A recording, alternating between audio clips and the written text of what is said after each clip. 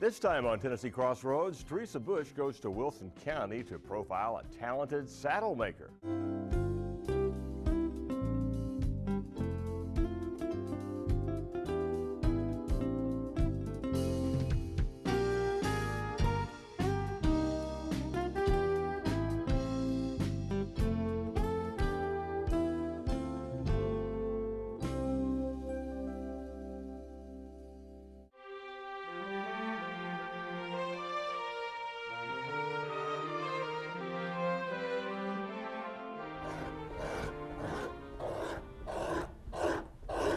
Kelly Collom began making saddles because he found himself in a predicament.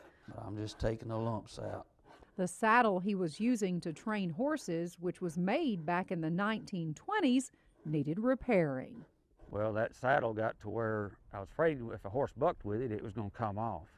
I checked around with people to rebuild it and stuff like that, and I couldn't find anybody that was really interested in doing it. And I thought, you know, I've always been the type of person where I ain't afraid to do anything.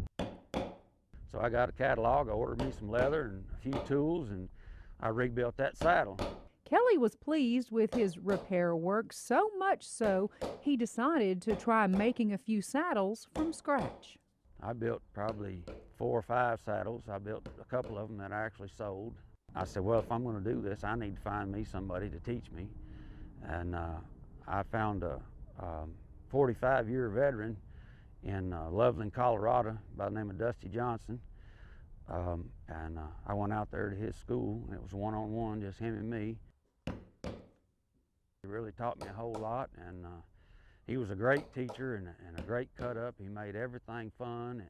One of the things I learned from Dusty was the shape of a proper seat in a saddle, and the shape of a proper seat in a saddle is designed around the human anatomy.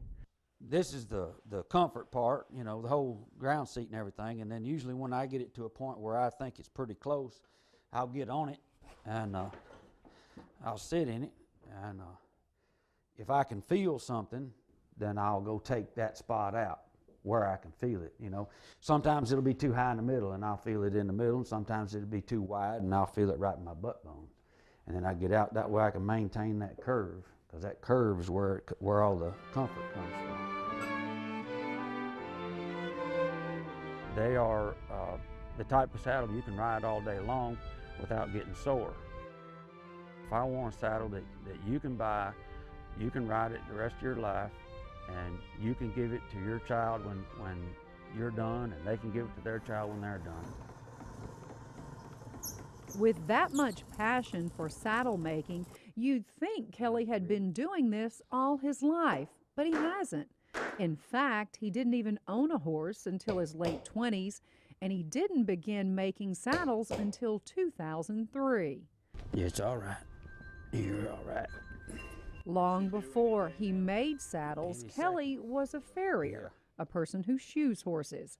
He did that for more than 17 years. I got hurt a couple times. I had a nail pulled in through my arm, cost me 7 days with an IV in it. I've had numerous toes broke and smashed my finger on a daily basis. Got kicked several times, and you know, luckily I didn't get hurt too bad when I got kicked. But made a lot of good friends, met a lot of good people, and it was really good. But it got to be too much for me. These days, the only horses Kelly shoes are his own and those of a few very close friends. Most of the time, you'll find Kelly indoors making one-of-a-kind saddles in his workshop. It's located on his 45-acre farm in Wilson County. Where'd you go? I know you're in there. This is probably the 5th year I've been building the saddles, and this year is, I'm hoping to be my kind of takeoff year, because I'm going to start traveling to some of the larger horse shows and getting a booth and setting up my wares and really getting my name out there in front of these people that, you know, really have these big, nice show horses. Kelly works alone, and when he's not chatting with his fellow horse lovers, he's listening to books on tape. And when he needs a little break from everything, he strolls his property. It's been a bumpy ride to get where he is today, but Kelly says he wouldn't have it any other way. I would go through everything I went through to get here, to be here. I don't know that I could be any happier.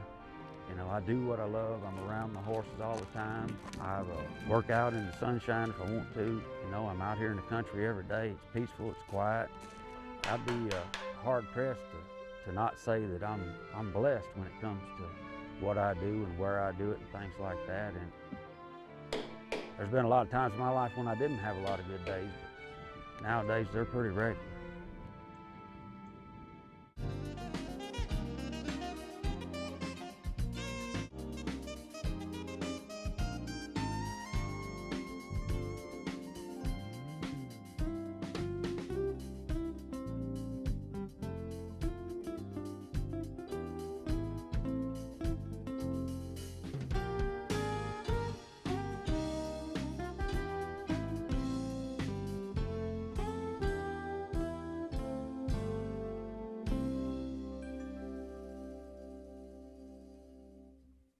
Tennessee Crossroads has been brought to you by Nashville Public Television and by...